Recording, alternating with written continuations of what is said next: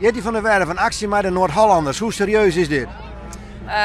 Het is een ludieke actie, maar een serieuze ondertoon.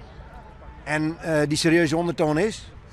Ja, die serieuze ondertoon is dat Noord-Holland de regels een beetje zat is die opgesteld worden van de randstedelijke steden in Noord-Holland. En daarom heb ik bij mij omklapt, kunnen wij net een ludieke actie verzinnen om toch even uw statement aan te lezen van er moet nou iets gebeuren voor onze boeren in Noord-Holland.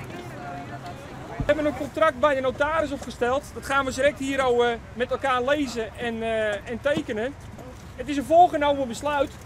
Wij werken niet zoals de landelijke politiek met een mes achter in iemands rug en dan stiekem een besluit nemen. Wij doen dat netjes volgens alle regels. Dus we geven een voorgenomen besluit. En we gaan dat voorgenomen besluit in de provincie Noord-Holland neerleggen. En uiteraard in Friesland, want het is nog maar de vraag of Friesland ons wel hebben wil. Wij willen dat wel heel graag, maar ja, dat is wel een dingetje.